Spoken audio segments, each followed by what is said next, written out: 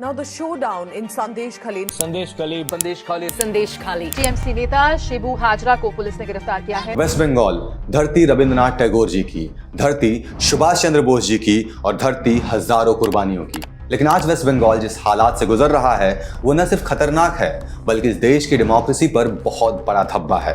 मैं ऐसा क्यों कह रहा हूं आपको अभी पता चल जाएगा। और इस देश में इग्नोरेंस की हालत ऐसी है कि मैं जैसे ही वेस्ट बंगाल की बात करता हूं लोग कोलकाता के एग्जांपल्स देने लग जाते हैं, पर वो लोग भूल जाते हैं कि Kolkata doesn't represents the whole West Bengal. क्योंकि कोलकाता से महज 75 किलोमीटर दूर नॉर्थ में 24 परगना डिस्ट्रिक्ट में स्थित संदेश खली में बीते दिनों जो कुछ हुआ वो 90s के बॉलीवुड मूवी से बहुत ज्यादा अलग नहीं है। फर्क बस इतना सा है कि इस बार गांव का मालिक कोई ठाकुर नहीं बल्कि शेख शाहजहां है। और आज के इस वीडियो में हम संदेश खली पर तो बात करेंगे ही, लेकिन साथ साथ ही ये भी पता लगाएंगे कि बंगाल में और कितने संदेश खली दुनिया की नजरों से छुपे हुए हैं। और आज के इस वीडियो में हम बांग्लादेश से हो रहे इल्लीगल इमिग्रेशन पर भी बात करेंगे। लेकिन सबसे पहले हम शुरू करते हैं संदेश खली से। मामले की शुरुआत होती है 5 जनवरी से, जब ईडी यानी कि एनफोर्समेंट डायरेक्टरेट ने 24 परगना डिस्ट्रिक्ट के एक आइलैंड संदेश खली से टीएमसी एमएलए शाहजहां के घर पर राशन डिस्ट्रीब्यूशन स्कैम के अंतर्गत रेड कर दी। लेकिन इस रेड के बाद जो हुआ वो बहुत ही शॉकिंग और अनएक्सपेक्टेड था। पहले तो शाहजहां शेख के गुंडों ने ईडी को न सिर्फ घर के अंदर घुसने से रोका बल्कि ईडी ऑफिसर पर हमला भी कर दिया। इसके बाद पुलिस एक्शन के डर से शाहजहां भाग खड़ा हुआ, पर ईडी और पुलिस की इन्वेस्टिगेशन चलती रही। शाहजहां शेख पर अभी इन्वेस्टिगेशन चली रही थी, तब तक 7 और 8 फरवरी को संदेश खली की महिलाओं ने शाहजहां के खिलाफ मोर्चा खोल दिया।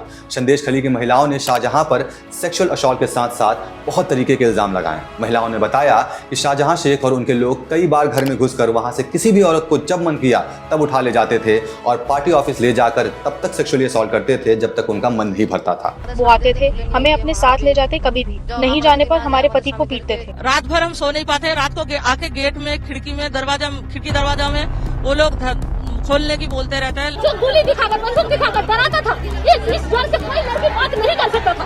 सबका दिल में डर है कि हमारा बच्चा को मार देगा, हमारा पति को मार देगा, कि हमको मार देगा। ये पुलिस, राज्य पुलिस कभी नहीं पकड़ेंगे शाहजहां को। इसके बाद वो उन औरतों को वापस उनके घर छोड़ जाते थे और फिर किसी और महिला को अपने मन मुताबिक जब मन चाहा अपने ऑफिस ले जाते थे और सेक्सुअली अब्यूज करते थे। और इन महिलाओं की माने तो शाहजहां के लोग अक्सर हिंदू महिलाओं को टारगेट करने की कोशिश करते थे और घर में आए नई बहुओं तक को नहीं छोड़ते थे।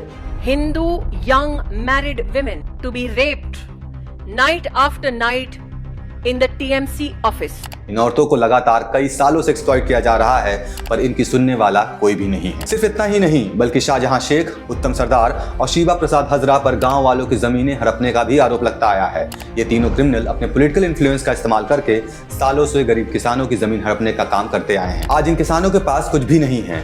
दाने दाने के लिए तरस रहा पूरा संदेश खली आज वेस्ट बंगाल के भविष्य का जीता जागता एग्जाम्पल है। लेकिन इतना सब कुछ हो जाने के बाद भी वेस्ट बंगाल पुलिस केवल तमाशा देखती रह जाती है और सीबीआई से ऑर्डर आने के बाद भी शाहजहां शेख और उसके साथियों को अरेस्ट नहीं करती। ये कहानी थी संदेश खली की, लेकिन सबसे बड़ा सवाल ये है कि आखिर बंगाल में और कितने संदेश खली हैं। चलिए इसे समझते हैं। देखिए, संदेश खली में हुआ ये खौफनाक मंजर कोई पहला केस नहीं है। Now the showdown in Sandesh Khali. संदेश खाली बंगाल से आ रहे इन सारे क्राइम के न्यूज ज्यादातर 24 परगना डिस्ट्रिक्ट से ही होते हैं। यानी कि आज के डेट में 24 परगना डिस्ट्रिक्ट, जिसके अंदर में सुंदरबन के डिस्ट्रिक्ट और आइलैंड के अलावा और भी सारे डिस्ट्रिक्ट शामिल है, और ये वेस्ट बंगाल में क्राइम का एपी सेंटर बन गए हैं। और 24 परगना डिस्ट्रिक्ट के इस कंडीशन के 3 मेन रीजन हैं। सबसे पहला है स्टेट गवर्नमेंट का फेलियर, और न ही केवल फेलियर बल्कि तृणमूल कांग्रेस के इन सब के पीछे वोट बैंक की पॉलिटिक्स।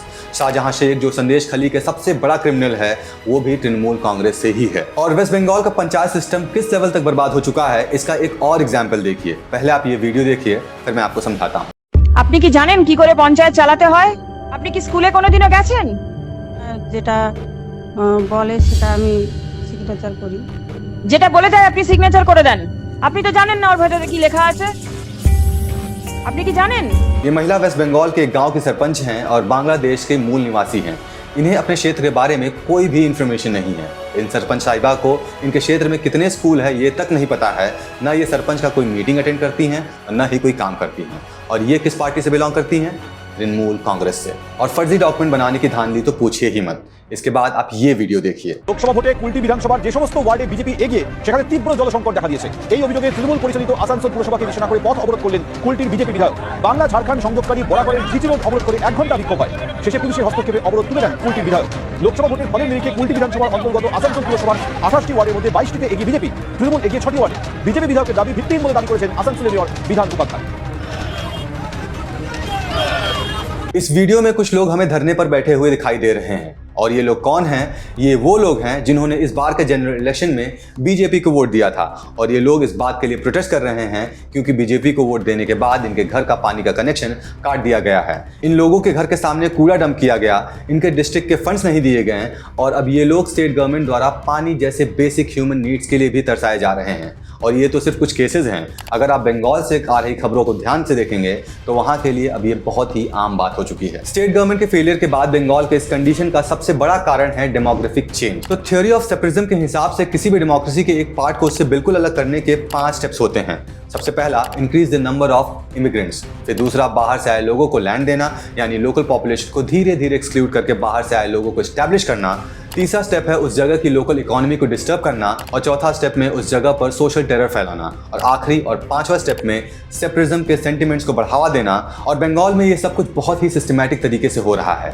इससे पहले हम कश्मीर, नॉर्थ ईस्ट और नक्सलाइट इलाकों में ये सब पहले से होते हुए देख चुके हैं, और इन सब में सिमिलरिटी ये है कि जनता तब भी गूंगी थी और जनता आज भी गूंगी है। बात अगर डेमोक्रेटिक शिफ्ट को लेकर हो ही रही है तो सबसे जरूरी है कि इसे डेटा से प्रूव किया जाए, और मैं यही करने की कोशिश करूंगा। दीप्ता सजश एक आरएसएस के मेंबर हैं, और इनके रिसर्च के हिसाब से 24 परगना डिस्ट्रिक्ट और सुंदरबन में पिछले कुछ समय से लगातार बहुत तेजी से डेमोग्राफिक चेंज को अंजाम दिया जा रहा है। दीप्ता सजश की इस रिपोर्ट के हिसाब से पिछले कुछ सालों में नॉर्थ और साउथ 24 परगना डिस्ट्रिक्ट में वोटर्स की संख्या बहुत ज्यादा तेजी से बढ़ रही है। फॉर एग्जाम्पल 2011 से 2021 के बीच में वेस्ट बंगाल के देगंगा डिस्ट्रिक्ट में 1 लाख से वोटर की संख्या बढ़ी है, और बदुरिया डिस्ट्रिक्ट में यही संख्या 50,000 तक बढ़ी है। इसके अलावा बसीरहट डिस्ट्रिक्ट में 2009 से 2019 के बीच में कुल 5 लाख वोटर की संख्या बढ़ी हुई है, और साउथ 24 परगना डिस्ट्रिक्ट के भंगार जिले में 60,000 वोटर्स बढ़े हुए हैं। लेकिन सबसे मजे की बात यह है कि जब पिछले 2 दशक से नॉर्थ और साउथ परगना डिस्ट्रिक्ट में फर्टिलिटी रेट 1.5 से भी कम है, तो फिर इतने सारे वोटर्स की संख्या बढ़ कहां से रही है? ये डेटा हमें साफ साफ आइडिया दे रहा है कि इन इलाकों में केवल डेमोग्राफिक चेंज नहीं हो रहा है, बल्कि बांग्लादेश से हो रहे इलीगल इमिग्रेशन अलग लेवल पर हो रहा है। और फिलहाल जो हमें इन नंबर्स में इंक्रीज दिखाई दे रहा है, ये तो केवल ऑन पेपर्स मौजूद डेटा को शो करता है, लेकिन सच्चाई में आज न जाने ऐसे कितने इलीगल माइग्रेंट्स हैं जो आज अपने लिए इलीगल डॉक्यूमेंट्स बनवाने में लगे होंगे। आखिर पंचायत में बैठे टीएमसी के गुंडों का काम ही क्या है?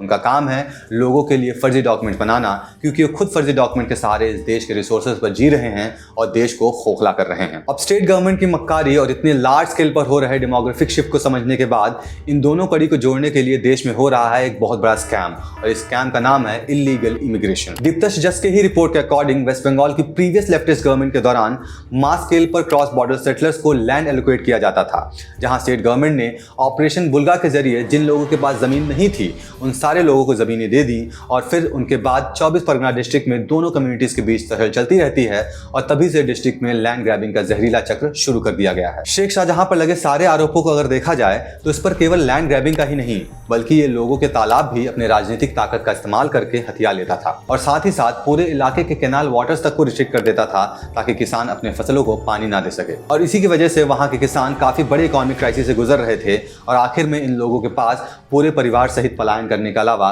कोई रास्ता नहीं बचा। और जिन हिंदू घरों से केवल मर्द बाहर कमाने गए हैं, उनकी महिलाओं को भी नहीं छोड़ा शेख शाहजहां ने, और ये सेपरेटिज्म का आखिरी स्टेप है। और केवल इतना ही नहीं, बल्कि 24 परगना डिस्ट्रिक्ट के कुछ इलाकों में तो न केवल किसानों के साथ ऐसा हो रहा था, बल्कि तृणमूल कांग्रेस के नेताओं ने वहां के लोकल आदिवासियों के जमीनों पर भी कब्जा करना शुरू कर दिया। और एनआईए की रिपोर्ट की माने तो पूरे 24 परगना डिस्ट्रिक्ट के इलाके का इस्तेमाल इलीगल रोहिंग्या इमिग्रेंट्स को घुसाने के लिए किया जा रहा है, और इन्हीं रास्तों का इस्तेमाल human trafficking, specially women traffic के लिए भी किया जा रहा है। एंड अकॉर्डिंग टू एनसीआरबी यानी कि नेशनल क्राइम रिकॉर्ड ब्यूरो की रिपोर्ट के हिसाब से वेस्ट बंगाल पूरे देश में नंबर 1, जहां 2022 में 40,725 वुमेन्स और 10,571 लड़कियों के गायब होने की रिपोर्ट कराई गई थी, जिसमें नॉर्थ और साउथ 24 परगना डिस्ट्रिक्ट सबसे ज्यादा कंट्रीब्यूट करते हैं। ह्यूमन ट्रैफिकिंग का ये रास्ता अलकायदा और जमातुल मुजाहिदीन टेररिस्ट के पैसेज के लिए भी इस्तेमाल हो रहे हैं, ऐसा नेशनल इन्वेस्टिगेशन एजेंसी ने अपने रिपोर्ट में लिखा हुआ है। अब देखिए, इतना सब कुछ हो जाने के बाद भी देश का मीडिया बंगाल को उतना नहीं दिखा रहा है जितना दिखाए जाने की जरूरत है, क्योंकि बंगाल में चल रहा ये सब कुछ केवल लॉ एंड ऑर्डर का इशू नहीं है,